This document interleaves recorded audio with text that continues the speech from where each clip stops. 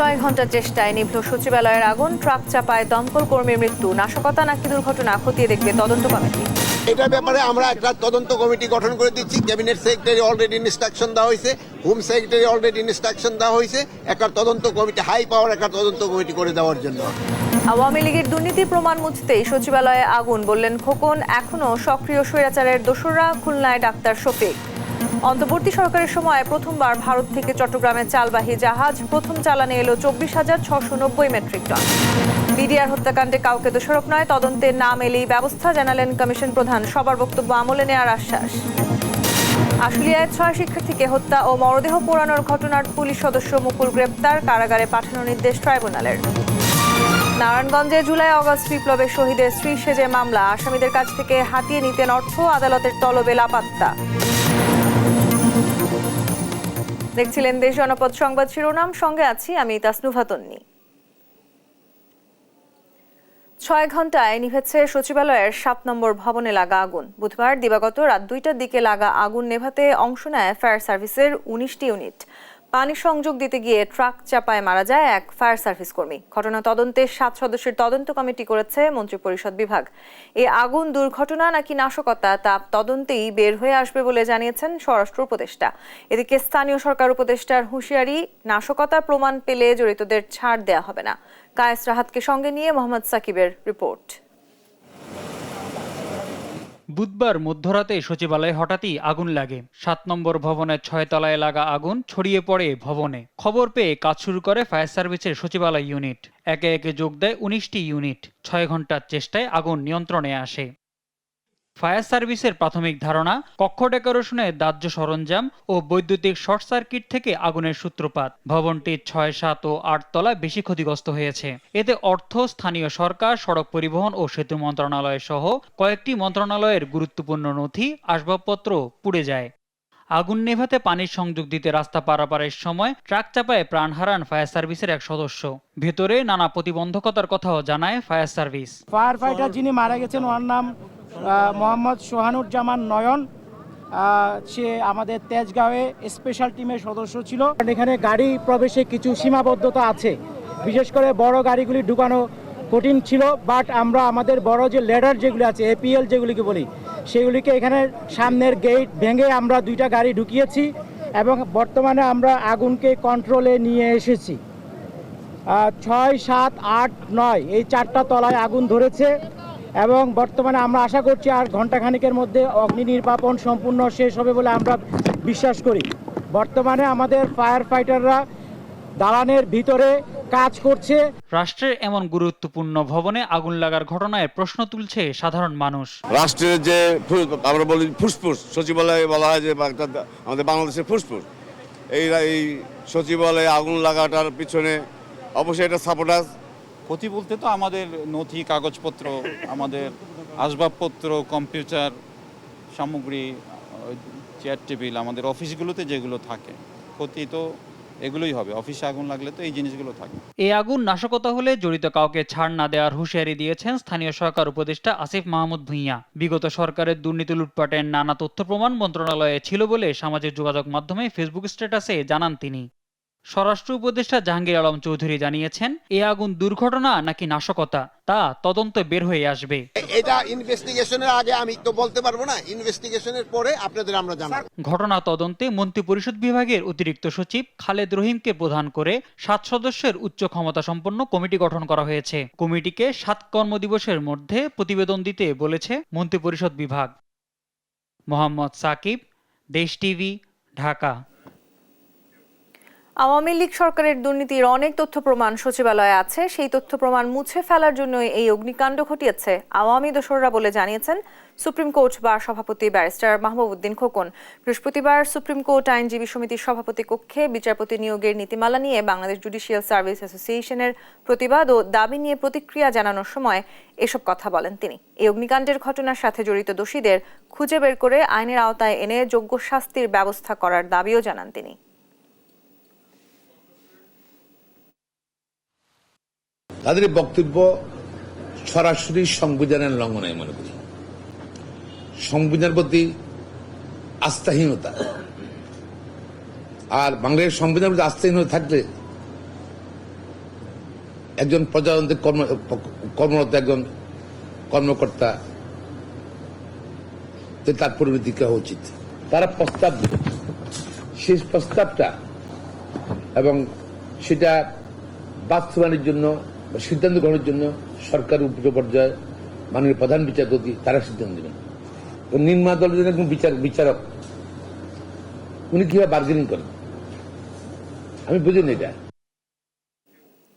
স্বৈরাচার পালিয়ে গেলেও দেশে অস্থিরতা সৃষ্টি করতে বিভিন্ন কর্মকাণ্ড চালিয়ে যাচ্ছে বলে মন্তব্য করেছেন জামায়াত ইসলামীর আমির ডাক্তার শফিকুর রহমান।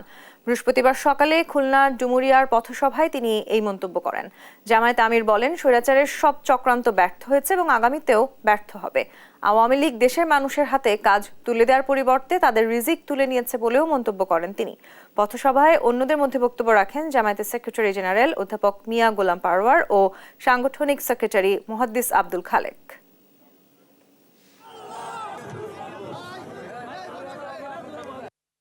গেল, স্বৈরাচার পালিয়ে গেল, কিন্তু শান্তি দিতে চাচ্ছে না। এই সমাজকে, দেশকে অস্থির করার জন্য বিভিন্ন কাণ্ড বিভিন্ন সময় ঘটিয়ে চলছে।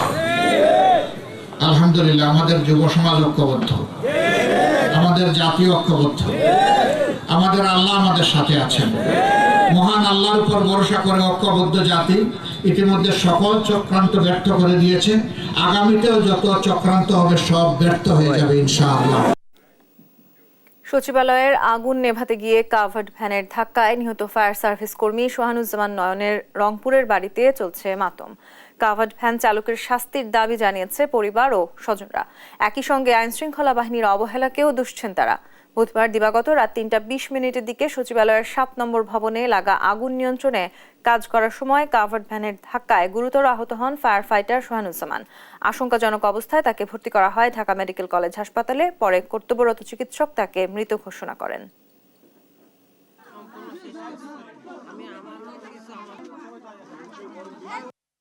আমার ছেলে একটাই হতো যে আমার যখন হুকুম হবি, আমি তখন পৌরসুর বাবু, তখন আমি বিয়ে শাদী করবো। আমি চুপ করি, কখনো বিয়ে করবো না। আমার ছেলে একটাই এত যে গাড়ি মারা গেছে, ধাক্কা দিয়ে, তার সুবিচার আমরা চাই।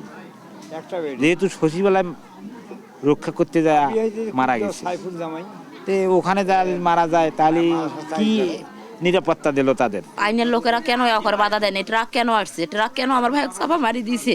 আমরা যথেষ্ট বিচার চাই এটার। অন্তর্বর্তী সরকার দায়িত্ব নেওয়ার পর প্রথমবার ভারত থেকে এলো চালবাহী জাহাজ তানাইজ ড্রিম। বৃহস্পতিবার সকালে জাহাজটি চট্টগ্রাম বন্দরের জেটিতে ভিড়ে প্রথম চালানে ভারতের অন্ধ্রপ্রদেশের কাকিনাডা বন্দর থেকে 24,690 মেট্রিক টন সিদ্ধ চাল নিয়ে এসেছে জাহাজটি। একেএম নাজিমের তথ্যচিত্রে টুম্পা আফরোজের রিপোর্ট। অন্তর্বর্তী সরকার দায়িত্ব নেয়ার পর প্রথমবার ভারত থেকে এলো চালের জাহাজ। বৃহস্পতিবার সকালে চট্টগ্রাম বন্দরের 11 নম্বর জেটিতে পৌঁছায় বেলিজ সিটির পতাকাবাহী জাহাজ এমভি তানাইজ ড্রিম। জাহাজটি জেটিতে ভেড়ার পরপরই নমুনা সংগ্রহ করে কর্তৃপক্ষ। বিকেলে শুরু হবে চালের খালাস কার্যক্রম। প্রায় 52,000 মেট্রিক টন চাল আমদানির প্রথম পর্যায়ে তানাইজ ড্রিম জাহাজে করে এলো 24,690 মেট্রিক টন সেদ্ধ চাল। পর্যায়ক্রমে আসবে বাকি চাল। 6 লক্ষ মেট্রিক টন চালের সংগ্রহ করার জন্য আন্তর্জাতিক বাজার থেকে অনুমোদন পেয়েছি। এখান থেকে বেশ কয়েকটি প্যাকেজের চুক্তি অলরেডি সম্পাদিত হয়েছে এবং আজকে ফার্স্ট যে চালানটা আসছে এর পরবর্তীতে অন্যগুলো আসতে থাকবে। আগামী 8 থেকে 10 দিনের মধ্যে জাহাজ থেকে চাল খালাস কার্যক্রম শেষ হবে বলে জানায় কর্তৃপক্ষ। এখানে 24,690 টন আছে। আমরা যেহেতু একটাই জাহাজ, আমরা আশা করি ডেলি 3,000 টনের মতো আমরা ডিসচার্জ করতে পারবো। আশা করি 8 দিনের মধ্যে এই জাহাজ এখানে কমপ্লিট করতে পারবো। যদি জাহাজের 4টা ক্রেন কাজ করে, কারণ আমরা তো সাইড হুক বেসিসে কাজ করি, অনেক সময় দেখা যায় জাহাজের ক্রেন যদি 1টা বা 2টা কাজ ঠিক মতো করতে না পারে তাহলে একটু দীর্ঘ দিতে হবে, হয়তো 10 দিন লাগতে পারে। খাদ্যের মজুদ বৃদ্ধি ও চালের বাজার সহনীয় পর্যায়ে আনতে ভারত থেকে উন্মুক্ত দরপত্র চুক্তির আওতায় চাল আনার উদ্যোগ নেয় সরকার। ভারত ছাড়াও থাইল্যান্ড, ভিয়েতনাম, পাকিস্তান থেকেও আনা হবে চাল। নিউজ ডেস্ক, দেশ টিভি। বিডিআর হত্যাকাণ্ডে দেশি বিদেশি যে শক্তি জড়িত থাকুক না কেন, সুষ্ঠু তদন্তের মাধ্যমে সবাইকে আইনের আওতায় আনা হবে। কোনো দেশকে দোষারোপ নয়, বরং দালিলিক প্রমাণ পেলেই সংশ্লিষ্ট ব্যক্তিকে জিজ্ঞাসাবাদ করা হবে।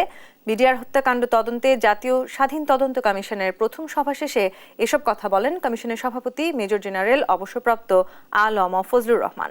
পাশাপাশি কমিটির মর্যাদা, জনবল, অফিস সহ বিভিন্ন সুবিধা দাবি করেন তিনি। আলিমুজ্জামান সাফওয়ানের রিপোর্ট। বৃহস্পতিবার সকালে বিজিবি সদর দপ্তরের ৫ নম্বর ব্যাটালিয়নে বৈঠকে বসে বিডিআর হত্যাকাণ্ড তদন্তে গঠিত জাতীয় স্বাধীন পূর্ণাঙ্গ তদন্ত কমিশন। কমিশন গঠনের পর প্রথম বৈঠক শেষে সাংবাদিকদের মুখোমুখি হন কমিশনের সভাপতি। তিনি জানান, নির্দিষ্ট কোনো দেশ বা ব্যক্তি নয়, দালিলিক প্রমাণে যাদেরই নাম আসবে তাদেরকে বিচারের মুখোমুখি হতে হবে। আমরা কোনো দেশকে আইডেন্টিফাই করতে চাই না, আমরা নিরপেক্ষভাবে নির্ভয়ভাবে আমরা অগ্রসর হতে চাই, এবং সেটা করতে গিয়ে যারা দায়ী হবে দালিলিকভাবে সার্কামস্টেন্সিয়াল এভিডেন্সের কারণে এবং বিভিন্নভাবে মিডিয়াতে যেভাবে এসছে, তখন সেই বিষয়ে আমরা মতামত দেব। এ সময় বিডিআর হত্যাকাণ্ড দেশি বিদেশি ষড়যন্ত্রের অংশ মন্তব্য করে মেজর জেনারেল অবসরপ্রাপ্ত আলম ফজলুর রহমান বলেন, কমিশনের সবার নিরাপত্তা সহ চেয়ারম্যানকে উপদেষ্টা মর্যাদা ও সদস্যদের আপিল বিভাগের বিচারকের মর্যাদা দিতে সরকারকে চিঠি দেওয়া হবে। এটা একটা অন্য রকমের কমিশন, যেখানে দেশি বিদেশি শক্তি ষড়যন্ত্রকে চিহ্নিত করতে আমাদেরকে দায়িত্ব দেওয়া হয়েছে। কমিশনের যিনি সভাপতি, তার মর্যাদা হতে হবে একজন অ্যাডভাইজারের সমান, মর্যাদায় নয় সমান অ্যাডভাইজার হতে হবে। কারণ হলো আমাদের ডিল করতে হবে দেশি বিদেশি মানুষের সঙ্গে, তাদেরকে সমমর্যাদায় থেকে যেন আমরা সেটা ডিল করতে পারি। এবং আমার সঙ্গে যারা সদস্য রয়েছেন তাদেরকে আমরা অ্যাপিলেট ডিভিশনের, সুপ্রিম কোর্টের অ্যাপিলেট ডিভিশনের জাজের মর্যাদায় অভিষিক্ত করার জন্য আমরা আবেদন জানাবো। বিদেশি শক্তির উপস্থিতি খুঁজতে 2 জন বিদেশি আইনজীবী নিয়োগের আবেদন করা হবে বলেও জানান কমিশন সভাপতি, যাদের মাঝে একজন সামরিক কর্মকর্তা হবেন বলেও জানান তিনি। যেহেতু বিদেশি শক্তিকে আমাদেরকে আইডেন্টিফাই করতে বলা হয়েছে, কাজে এই বিষয়টা আন্তর্জাতিক হয়ে গেছে। অতএব আমি আন্তর্জাতিক বানের বিদেশের 2 জন আইনজ্ঞ, ক্রিমিনাল এবং ইন্টারন্যাশনাল ল সম্বন্ধে বিশেষজ্ঞ এবং সিভিল ল এবং মিলিটারি ল সম্বন্ধে বিশেষজ্ঞ, এইরকম 2 জন বিদেশি আইনজ্ঞকে আমাদের এই কমিশনের সঙ্গে সম্পৃক্ত করার জন্য আবেদন আমরা জানাবো। এ সময় নিহত পরিবার ও বিচারের মুখোমুখি সবার কথা মাথায় রেখেই সুষ্ঠু তদন্ত করা হবে বলেও জানান তিনি। আলিমুজ্জামান সাফওয়ান, দেশ টিভি, ঢাকা। আশুলিয়ায় বৈষম্য বিরোধী আন্দোলনে 6 ছাত্রকে হত্যার পর মরদেহ পোড়ানোর ঘটনার আসামি পুলিশ সদস্য মুকুলকে কারাগারে পাঠানোর নির্দেশ দিয়েছেন আন্তর্জাতিক অপরাধ ট্রাইব্যুনাল। বুধবার সকালে কনস্টেবল মুকুলকে নবাবগঞ্জ থেকে গ্রেপ্তার করা হয়। এর আগে জুলাই-আগস্টে বৈষম্য বিরোধী আন্দোলনের সময় আশুলিয়ায় 6 জনের মরদেহ পুড়িয়ে ফেলার ঘটনায় সাবেক সংসদ সদস্য সাইফুল ইসলাম ও 4 পুলিশ কর্মকর্তার বিরুদ্ধে গ্রেপ্তারি পরোয়ানা জারি করেন ট্রাইব্যুনাল। এরই প্রেক্ষিতে ট্রাইব্যুনালে তাকে হাজির করা হয়। জুলাই-আগস্টের বাংলাদেশে সংঘটিত যে নারকীয় হত্যাযজ্ঞ এবং নারকীয় বিভৎসতা, যেটা তদানীন্তন প্রধানমন্ত্রী সহ সরকারের উচ্চপদস্থদের নির্দেশে এই পুলিশ বাহিনী সংগঠিত করেছে, তার নৃশংসতার প্রমাণ এটা। সেই নৃশংসতার সাথে সরাসরি যে ব্যক্তি জড়িত, যে ব্যক্তি বর্গ জড়িত, তাদের মধ্যে 2 জনকে গতকালকে গ্রেপ্তার করা হয়েছে। আজকে তাকে আদালতে সোপর্দ করা হয় এবং আমরা তার ব্যাপারে যে প্রাথমিক তথ্য প্রমাণ সেটা আদালতকে জানিয়েছি। জানানোর পরে তাকে কারাগারে পাঠানোর নির্দেশ দেওয়া হয়েছে। ময়মনসিংহের সড়ক দুর্ঘটনায় নিহত হয়েছে স্বামী স্ত্রী সহ একই পরিবারের 4 জন। বৃহস্পতিবার সকালে তারাকান্দা উপজেলার গাছতলা এলাকায় এই দুর্ঘটনা ঘটে। স্থানীয়রা জানান, ময়মনসিংহ থেকে একটি সিএনজি চালিত অটোরিকশা নেত্রকোনা যাচ্ছিল। গাছতলা এলাকায় পৌঁছলে বিপরীত দিক থেকে আসা একটি ডাম্প ট্রাক অটোরিকশাটিকে চাপা দেয়। এতে ঘটনাস্থলেই 2 জন নিহত হয়। গুরুতর আহত অবস্থায় আরও 4 জনকে ময়মনসিংহ মেডিকেল কলেজ হাসপাতালে ভর্তি করা হয়। সেখানে মারা যান আরও 2 জন। মারা গেছে, কেমনে মারা গেছে জানি না। আমরা এসে এখনো মাইয়াকে দেখি নাই বা কোনো জানিও না কেমনে অ্যাক্সিডেন্ট হয়েছে, কেমনে কি হয়েছে কিছুই জানি না। আমরা খালি সব খবর পাচ্ছি যে অ্যাক্সিডেন্ট হয়েছে, এই খবর শুনে আমরা এসে সিএনজি তা ছিল তো এরা সিএনজির কথাই কইছে যে বাড়ি যাইতেছে, নেত্রকোনা যাইতেছে। আমার খালি ওই একই কথাই কইছে যে মা আমার দাদা শ্বশুর অসুস্থ, আমরা বাড়ি যাইতেছি। এই পর্যন্তই, আমরা আর কিছু জানি না। যারা বিগত নির্বাচনকে বিতর্কিত করেছেন, কারচুপিকে আশ্রয় প্রশ্রয় দিয়েছেন, তাদের বিরুদ্ধে ব্যবস্থা নিতে সুপারিশ করবে নির্বাচন ব্যবস্থা সংস্কার কমিশন। রাজশাহীতে এই কথা জানিয়েছেন নির্বাচন ব্যবস্থা সংস্কার কমিশনের প্রধান ডক্টর বদিউল আলম মজুমদার। জেলা প্রশাসক কার্যালয়ের সম্মেলন কক্ষে নির্বাচন ব্যবস্থা সংস্কার বিষয়ক মতবিনিময় সভা শেষে সাংবাদিকদের এই কথা জানান তিনি। সভায় বিভিন্ন রাজনৈতিক দল, সাংস্কৃতিক সংগঠন, এনজিও প্রতিনিধি, আইনশৃঙ্খলা ও নির্বাচনী কর্মকর্তারা অংশ নেন। আগামী নির্বাচনে ইভিএম ব্যবহার হবে না জানিয়ে বদিউল আলম মজুমদার বলেন, ইভিএম খুবই দুর্বল যন্ত্র, আর নির্বাচনে কোনো যন্ত্র ব্যবহার করার বিষয়ে রাজনৈতিক দলের ঐক্যমত জরুরি, যা বিগত সময়ে ছিল না।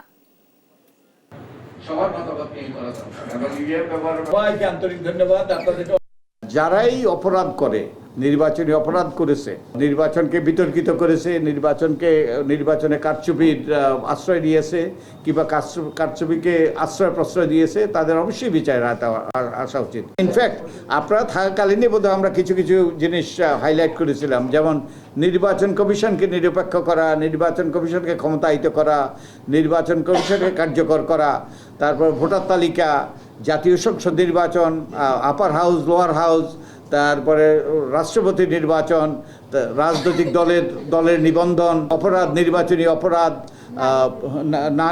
নারীর প্রতিনিধিত্ব, এরকম আচরণবিধি, তারপরে গণমাধ্যমের জন্য আচরণবিধি, নির্বাচন পর্যবেক্ষণ, এই সবগুলি হলো আমাদের এখতিয়ারের অন্তর্ভুক্ত।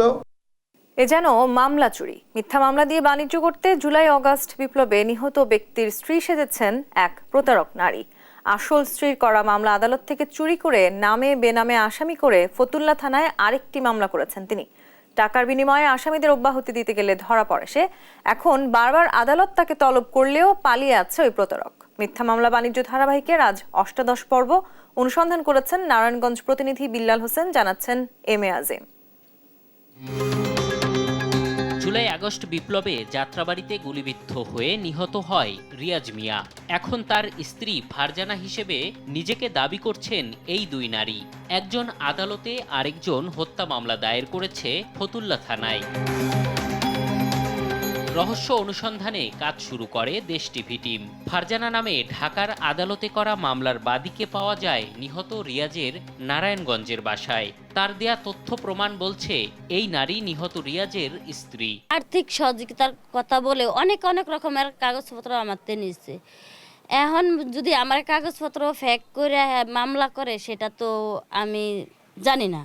যখন আমি জানতে পারি যে হ্যাঁ আমার কাগজপত্র নিয়ে মামলা করা হয়েছে, এরকম নির্দোষ মানুষরে ফাঁসানো হয়েছে, তখন আমি না কোর্টে যাই। কোর্টে যা জানতে পারি হ্যাঁ শিওর আমার কাগজপত্র দেয়া যে মামলা করা হয়েছে, আর হ্যাঁ দাবি করছে যে হ্যাঁ আসল ফারজানা। তাহলে ফারজানা সেজে মামলা করা প্রতারক নারী কে? জানতে তার মামলার কাগজপত্র ঘাটাঘাটি করলে বেরিয়ে আসে মামলা বাণিজ্যের প্রমাণ। ইতিমধ্যে টাকার বিনিময়ে আসামিদের অব্যাহতি দিতে হলফনামাও দেয়া শুরু করেছে সে। হলফনামা দেওয়ার ব্যবস্থা করা আইনজীবীর কাছেও মেলেনি ফারজানা সেজে প্রতারণা করা নারীর ঠিকানা। ওনার আসলে নাম্বার রাখা হয় না, যেহেতু উনি আমার লং টাইম ক্লায়েন্ট না, উনি আসছে হলফনামা করতে। উনি বলছে আমি নাম্বার চাইছি, বলছে যে ভাই এজাহারের কপিতে আছে, আর আমরাই তো আপনার কাছে আসবো, আপনাদের দেওয়ার দরকার, ফোন করার দরকার নেই। ঠিক আছে, আমি সবার মনে বলছি ঠিক আছে। ঘটনাটা তো আসলে এইটা আসলে একই নামে দুইজন ব্যক্তি, এটা আসলে অভাবনীয়, চিন্তার করা যায় না। তবে তার করা মিথ্যা মামলা হয়রানির শিকার অনেক নিরীহ মানুষ। বাদ পড়েনি এ মাছ বিক্রেতাও। রাজনীতি বা সংঘাতে না গিয়েও প্রতারক নারীর করা হত্যা মামলার আসামি তিনি। এই মামলার যে বাদীর স্বামী মারা গেছে, উনি এই মামলাই করেনি, এই মামলা ফ্রড, অন্য একটা মহিলাই মামলা করছে। এইটা নিয়ে আমরা হয়রানির শিকার, এখন ব্যবসা বাণিজ্য করতে পারতেছি না। বিষয়টি বুঝতে পেরেছে ফতুল্লা থানা পুলিশ। অফিসার ইনচার্জ জানান মামলাটি খারিজের আবেদন করবেন তারা। স্যাররাও এটা নিয়ে উদ্বিগ্ন যে দুইটা বাদে কি করে হয়, ঠিক আছে। তো আমরা এটা ইনভেস্টিগেশন পর্যায়ে আছে, এটা দ্রুতই আমরা নিষ্পত্তি করে দেবো। এটা আসলে আমাদের পর্যন্ত আসে নাই, এটা আদালতের ওখানেই উপস্থাপিত হয়েছে, এবং যারা লয়ার যারা এটা উপস্থাপন করছে তারাও নাকি এটা আদালতে দুঃখ প্রকাশ করছে বিষয়টি নিয়ে।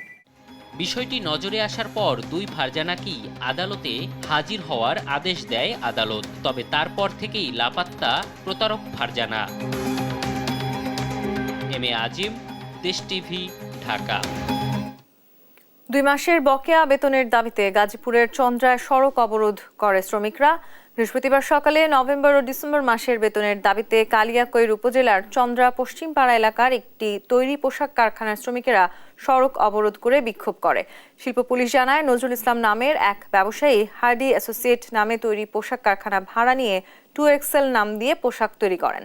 কারখানায় কাজ করেন 3 শতাধিক শ্রমিক। 2 মাসের বেতনের দাবিতে কয়েকদিন ধরেই শ্রমিকরা কারখানার ভেতরে বিক্ষোভ করে আসছেন।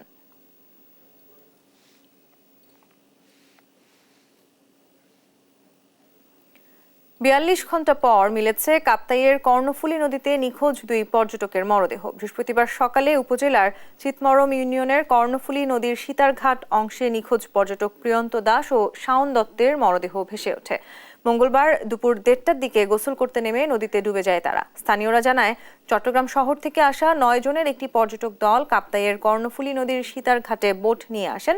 পরে দুপুরে তাদের মধ্যে 3 জন নদীতে গোসলে নামে। এক পর্যায়ে প্রিয়ন্ত দাস ও শাওন দত্ত নদীতে তলিয়ে যায়।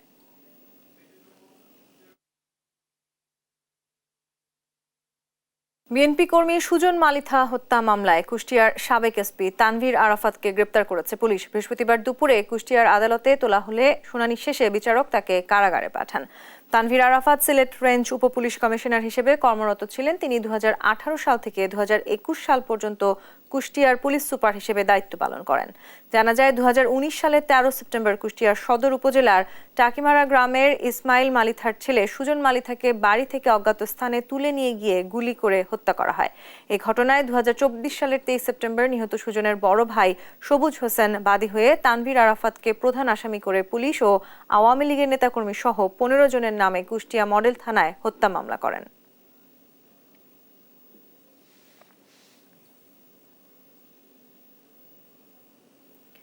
কুড়িগ্রামে তাপমাত্রা কমতে থাকায় আবারও বেড়েছে শীতের তীব্রতা। মৃদু কুয়াশার সঙ্গে কনকনে ঠান্ডায় ভোগান্তিতে পড়েছে সাধারণ মানুষ। বৃহস্পতিবার সকাল 9টায় সর্বনিম্ন তাপমাত্রা 10.8 ডিগ্রি সেলসিয়াস রেকর্ড করা হয়েছে। কনকনে ঠান্ডা ও কুয়াশায় বোরো বীজতলা ক্ষতিগ্রস্ত হওয়ায় আশঙ্কা করছে কৃষক। মৌলভীবাজারে বেড়েছে শীতের প্রকোপ। গত কয়েকদিনে তাপমাত্রা ধীরে ধীরে কমে ঘন কুয়াশায় ঢেকে থাকছে চারপাশ। ঠান্ডায় কাজে বের হতে না পেরে বিপাকে পড়েছেন শ্রমজীবী ও খেটে খাওয়া মানুষ। বৃহস্পতিবার সকাল 9টায় তাপমাত্রা রেকর্ড করা হয়েছে 12.3 ডিগ্রি সেলসিয়াস। গত কয়েকদিনের তুলনায় জয়পুরহাটে দিনের বেলায় শীত ও ঘন কুয়াশা কম, তবে সন্ধ্যার আগ থেকে সকাল 8টা পর্যন্ত হিমেল হাওয়া থাকায় কনকনে ঠান্ডা অনুভূত হয়। জেলায় সকাল 9টায় 12.2 ডিগ্রি সেলসিয়াস সর্বনিম্ন তাপমাত্রা। শীতে তো আমরা হাত পাও ঠান্ডা কোনটা নাই উড়বার লাগি কি মোটা করিয়া বিছনা করতাম নাই।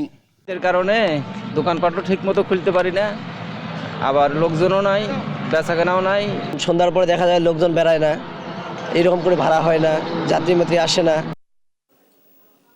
বছরের শেষ সময়ে মানব সমুদ্রে পরিণত হয়েছে কক্সবাজার সমুদ্র সৈকত। লোকে লোকারণ্য সৈকতের সব কটি পয়েন্ট। দেশের বিভিন্ন প্রান্ত থেকে ছুটে আসা পর্যটকে পরিপূর্ণ প্রায় সব হোটেল মোটেল। পুরো ডিসেম্বর জুড়েই পর্যটকের আনাগোনা থাকবে বলে জানান সংশ্লিষ্টরা। এদিকে পর্যটকদের সার্বিক নিরাপত্তায় কাজ করছে কক্সবাজার ট্যুরিস্ট পুলিশ। জোরদার করা হয়েছে টহল কার্যক্রম। সাতক্ষীরায় সব প্রতিকূলতাকে মারিয়ে পর্যটন মৌসুমে ভিড় করছেন পর্যটকরা। মান্দারবাড়িয়া সমুদ্র সৈকত, সুন্দরবন, বসন্তপুর, রূপসী বাংলা ম্যানগ্রোভ, মুজাফফর গার্ডেন, ঋষিল্পী সব পয়েন্টে বেড়েছে ভিড়। বড়দিন ও সাপ্তাহিক ছুটিতে পর্যটক মুখর হয়ে উঠেছে পাহাড়কন্যা বান্দরবানও। জেলার মেঘলা, নীলাচল, শৈলপ্রপাত, চিম্বুক, নীলগিরি সহ সবগুলো দর্শনীয় স্থানে এখন পর্যটকের ভিড়। রাতের বেলা ঘোরার জন্য বা বিনোদনের কোনো অপশন নাই, শুধু সমুদ্রে। কক্সবাজারে যত কিছু পপুলার আছে সবই আমরা দেখতে চাই, ঘুরতে চাই, উপভোগ করতে চাই। সাতক্ষীরা আসলে এমন সুন্দর একটি জায়গা যেখানে 2-1 দিন ঘুরে মন ভরবে না। তারা দেশ না ঘুরবে তারা দেখতে পারবে না যে আসলে আমাদের দেশটা অনেক সুন্দর। 25 ডিসেম্বর এই দিনটাকে উপলক্ষ করে আমরা বান্দরবনে ঘুরতে এসেছি। পর্যটক উপস্থিতিকে কেন্দ্র করে কোথাও যেন কোনো অপ্রীতিকর ঘটনার উদ্ভব না হয় বা সৃষ্টি না হয়, সেই জন্য টুরিস্ট পুলিশের পক্ষ থেকে আমরা দায়িত্ব পালনে তৎপর রয়েছি। চাঁদপুর মেঘনা নদীতে জাহাজের নিহত বাবুর্চি মুন্সিগঞ্জের রানা কাজীর বাড়িতে এখনও চলছে মাতম। এই ঘটনার সুষ্ঠু তদন্তের মাধ্যমে সঠিক বিচার দাবি স্বজনদের। সুমিত সরকার সুমনের রিপোর্ট, জানাচ্ছেন তারেক মাহমুদ সুজন। ছেলের ছবি দেখে শোক চেপে রাখার চেষ্টা মা হাসিনা বেগমের। 1 বছর হলো দেখেনি ছেলেকে। ছুটি না পাওয়ায় বাড়ি আসা হয়নি। চাঁদপুরে জাহাজে হত্যার শিকার রানার। রোববার মোবাইলে সর্বশেষ কথায় মাকে জানান, ছুটি নিয়ে মঙ্গলবার বাড়ি এসে খাবেন মায়ের বানানো শখের পিঠা। জীবিত না পারলেও মঙ্গলবারই তার মরদেহ আসে মায়ের কাছে। এরকম জড়যন্ত্র মানুষ কি কেউ কোবায় কাটতে হেলায়? এটা কি মানুষ? ওরা কি মানুষ? আমি তো মনে করেন আমার এত ছেলে থাকতে আমি রান্নার লগে আল্লাহ 30 দিন প্রত্যেক দিন রাত্রে কথা কইয়া তারপরে ঘুমাই। আমি ফোন না দিলে ওই ফোন দিব, তো এটার কি বিচার হইব না? ওখানে যে আমার কলজাটা ছিঁড়া যাইতে লাগছে, এটা কি ওইবার আগে কলজাটা ছিঁড়া যায় না? জাহাজে 7 জনকে নৃশংসভাবে হত্যার খবর টিভিতে দেখেছেন স্বজনরা। নিহতদের মধ্যে তাদের রানাও যে ছিলেন তা কিছুতেই ভাবতে পারেননি তারা। অনেক আদরের ভাই ছিল, সবার ছোট। এই বাইরে এভাবে আমরা চিন্তা করি না। 4 জনের মধ্যে যে আমার ভাই আছে আমি জানি না। আমরা তো খবর তো ঠিকই দেখতেছি, কিন্তু আমার ভাই যে আছে এটার মধ্যে আমরা জানি না। চাঁদপুর থেকে মঙ্গলবার রাত 9টার দিকে রানার মরদেহ আসে পরিবারের কাছে। পরে জানাজা শেষে দাফন করা হয় এলাকার সামাজিক কবরস্থানে। পরিবারের দাবি, পরিকল্পিতভাবে হত্যা করা হয়েছে রানা সহ 7 জনকে। লোক হিসেবে ভালো ছিল ছেলেটা, কোনো আমরা বিশৃঙ্খল বা না করতো না, কারোর সাথে মারামারি হানাহানি আর এই ছিল না। খুব ভালো ছিল ছেলে। যে কোনো ষড়যন্ত্র হইতে পারে, মালিক ডাকাই চলতো, মনে করেন মালপত্র সবকিছু নিয়ে যেত, অন্তত হে তো হয় নাই। এত বুঝা যায় যে ষড়যন্ত্রই কিছু ছিল তাদের সাথে। আমার সূক্ষ্ম বিচার জানি হয়, এটা আপনারা করবেন। এই হত্যাকাণ্ডের সাথে জড়িতদের উপযুক্ত বিচার চান পরিবার সহ স্থানীয়রা। নিউজ ডেস্ক, দেশ টিভি। কুষ্টিয়ার কমলাপুরের একটি ভবনের ভাড়া ফ্ল্যাট থেকে রুবিনা খাতুন নামে এক নারী পুলিশ সদস্যের ঝুলন্ত মরদেহ উদ্ধার করা হয়েছে। তিনি কুষ্টিয়া আদালতে জিআরও অফিসে কর্মরত ছিলেন। বুধবার রাত 8:30টার দিকে ফ্যানের সঙ্গে ঝুলন্ত অবস্থায় তার মরদেহ পাওয়া যায়। পুলিশ জানায়, ফ্ল্যাটটিতে স্বামী ও 2 সন্তান নিয়ে ভাড়া থাকতেন রুবিনা। সন্তানরা নানা বাড়ি যাওয়ায় বুধবার ছুটির দিনে স্বামী স্ত্রী দুজনই বাড়ি ছিলেন। সারাদিন রুবিনাকে মোবাইলে কল দিলেও রিসিভ হয়নি। সন্ধ্যায় সহকর্মীরা ডাকাডাকি করে সাড়া না পেয়ে দরজা ভেঙে ভেতরে ঢুকে রুবিনার ঝুলন্ত দেহ দেখতে পায়। পরে পুলিশ এসে মরদেহ উদ্ধার করে। কুষ্টিয়া মডেল থানার ভারপ্রাপ্ত কর্মকর্তা শিহাবুর রহমান বলেন, ধারণা করা হচ্ছে এটি আত্মহত্যা। ময়নাতদন্তের পর জানা যাবে বিস্তারিত। বাসায় আসার পরে ওই তার কলিগ এবং শান্ত এবং ওই যে পাশের ভদ্র মহিলা ওনার থেকে দরজা নক করছে, অনেকবারই নক করছে। যখন ভেতর থেকে কোনো আওয়াজ পায় নাই বা কোনো দরজা খুলে নেই, তখন তারা স্ক্রুড্রাইভার দিয়ে দরজা ফাঁকা করে দেখার চেষ্টা করছে ভেতরে কি অবস্থা। এটা তো ব্যর্থ হওয়ার পরে তখন আর কি শান্ত লাথি মেরে, ভিতর থেকে ছিটকানি দিয়ে আটকানো দরজা শান্ত লাথি মেরে ভেঙে ফেলে ভিতরে যায় দেখে আপনার সে ফ্যানের সাথে তার পরিহিত উন্ন দিয়ে গলায় ঝুলতেছে। এটা কি আপনারা কি মনে করছেন, আত্মহত্যা না? এটা আমরা প্রাথমিকভাবে যেটা দেখছি সেটা আত্মহত্যা। এখন আসলে এটা বিষয়টা নিশ্চিতভাবে বলতে পারবো না, এই কারণে পোস্টমর্টম না হওয়া পর্যন্ত এই বিষয়গুলো নিশ্চিত করে বলার কোনো সুযোগ নেই। অন্ধকার পেরিয়ে সাতক্ষীরার পালপাড়ায় যেন আলো ফুটেছে। নতুন পদ্ধতিতে নতুন জীবন ফিরে পেয়েছে সাতক্ষীরা, খুলনা, যশোরের মৃৎশিল্পীরা। আধুনিকতার ছোঁয়ায় উৎপাদন হচ্ছে নান্দনিক সব তৈজসপত্র। তবে উৎপাদন বাড়াতে সহজ শর্তে ঋণ চান কারিগররা। সহকর্মী শরীফুল্লাহ কায়সার সুমনের তথ্যচিত্রে বিস্তারিত সালমা জাহানের রিপোর্টে। দেশভাগের আগে কলকাতার বাজার জুড়ে শোভা পেত সাতক্ষীরায় নির্মিত মাটির থালাবাটি, হাঁড়ি, কাপ, মগসহ নানা বাহারি সব তৈজসপত্র। তবে দিনে দিনে প্রাচীন পদ্ধতিতে নির্মিত মাটির জিনিসপত্র গুণগত ও দৃষ্টিনন্দন না হয় সেই বাজার হারাতে থাকে। তবে সুখের খবর, নতুন কাজের ধারায় ঘুরছে হারানো বাজার। মাটি দিয়ে কষ্টকরভাবে জিনিসপত্র তৈরি করতে হতো, এখন সেটা উন্নত হয়েছে। এখন আমরা মেশিনের সাহায্যে সেটা তৈরি করছি। পালদের হারানো শিল্প ঐতিহ্য পুনরুদ্ধারে উদ্যোগ নেয় স্থানীয় বেসরকারি সংগঠন উন্নয়ন প্রচেষ্টা। পালদের প্রশিক্ষণ দিয়ে পরিচয় করানো হয় নতুন কাজের কৌশলের সঙ্গে। 500 পাল সম্প্রদায়কে আমরা সংগঠিত করেছি এবং তাদেরকে বিভিন্নভাবে সহায়তা দিয়ে তাদেরকে আমরা উদ্বুদ্ধ করেছি। কৃষি জমির মাটির পরিবর্তে নদী খালের পরিত্যক্ত মাটিকে মণ্ড বানিয়ে ছাঁচে ফেলে এখন বানানো হয় চোখ ধাঁধানো সব মৃৎশিল্প। তাতেই কমে যায় শ্রম, বেড়ে যায় উৎপাদন। পণ্যের প্রকারভেদে আগের থেকে 3 থেকে 5 গুণ লাভ পাচ্ছেন তারা। 2 রকম মাটি আছে, আটালো মাটি ও বেলে মাটি আনি আমরা ওই বিলেন্ডারে দিই ঘুলাই মেশিনে ওখানে ছেঁকি ছেড়ে দিই। এই পরিবর্তনে পালদের খুশির সঙ্গে ক্রেতাদের মধ্যেও মাটির তৈজসপত্র কেনার আগ্রহ বেড়েছে বহুগুণ। উপহারেও দেওয়া হচ্ছে শিল্পময় কারুকার্যে ভরা ডিনার সেট, চিত্রকর্ম, দেয়াল চিত্র, ওয়াল টেরাকোটা। এখান থেকে বিভিন্ন জিনিস কিনি, ওয়াল হ্যাঙ্গিং, মাটির পটারি, প্লেট, গ্লাস। ঘর সাজানোর জন্য অনেক সুন্দর এবং বিভিন্ন মানুষকে উপহার দেওয়ার জন্য খুবই সুন্দর। আধুনিক ধারায় সৃষ্টির উদ্যোক্তা প্রতিষ্ঠান বলছে, এই পদ্ধতির ফলে পরিবেশ সুরক্ষা হচ্ছে।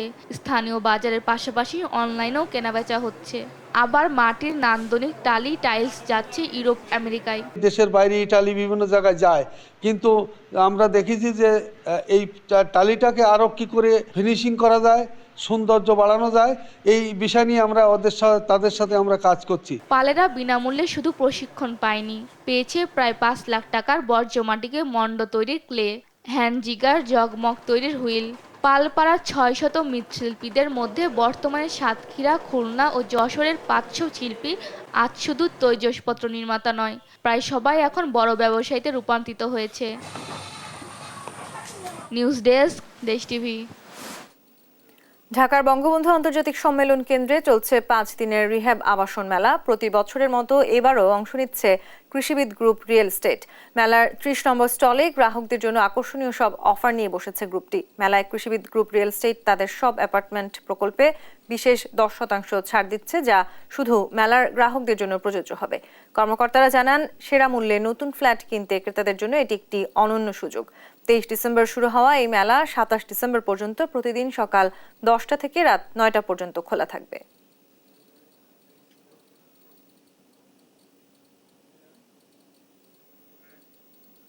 এই ছিল এখনকার দেশ জনপদ সংবাদ। পরের বুলেটিন দেখার আমন্ত্রণ রইল। ধন্যবাদ।